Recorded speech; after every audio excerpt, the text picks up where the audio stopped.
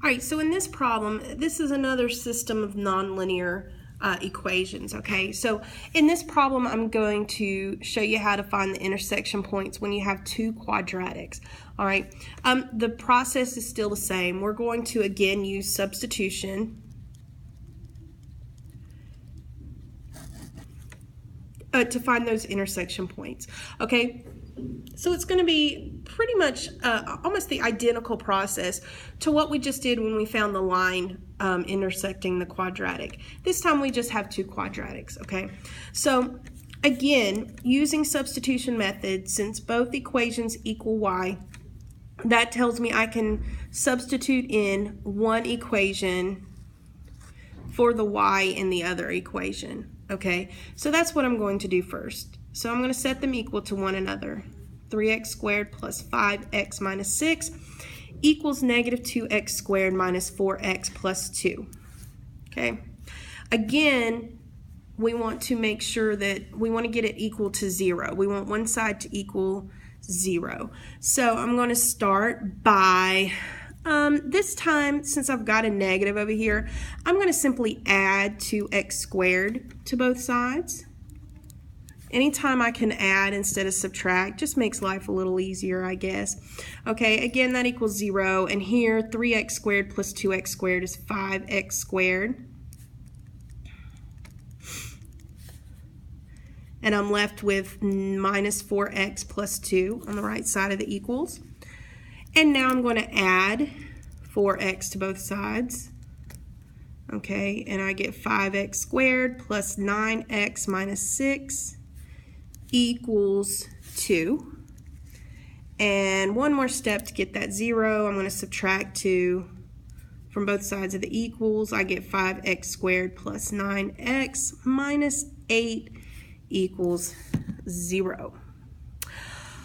All right, so now I have a quadratic equation set equal to 0, and I can use my quadratic formula to find my two x values of the intersection points.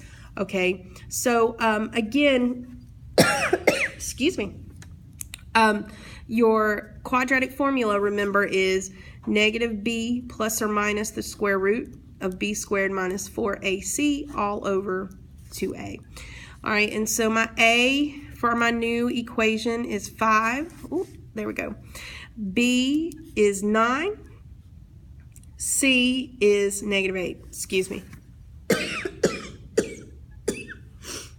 All right. So now I just substitute these values in and simplify my quadratic formula. So b is 9, so negative b is going to be negative 9 plus or minus the square root of 9 squared minus 4 times a, which is 5, times c, which is negative 8, all over 2 times a, which is 2 times 5. Okay, so now simplify. 9 squared is 81.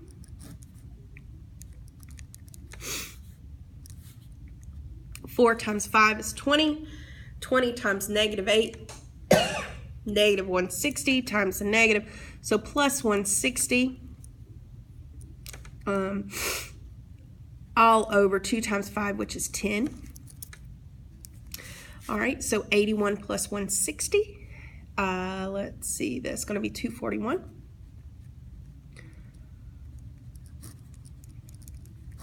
All over 10. So now we find the square root of 241. And I am going to cheat and use the calculator. And that gives me 15.5-ish. Again, I'm going to round it to the 10th place there. Make life just a little bit easier on us, okay?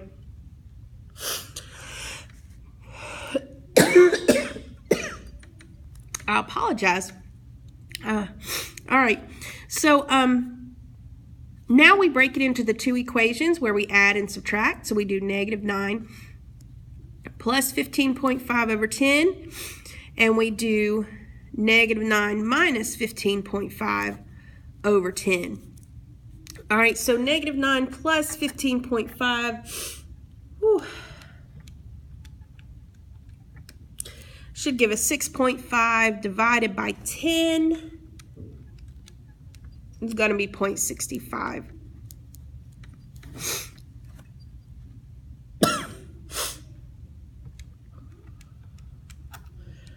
Subtracting the 15.5 from -9 gives us -24.5. Again, divide that by 10, and we get -2.45. All right, so those are our two x values for our intersecting points. Now let's find the y values. I'm going to use the first equation that we were given, y equals 3x squared plus 5x minus 6. No particular reason, just want to use that one. Neither one is really going to give you an advantage or disadvantage, so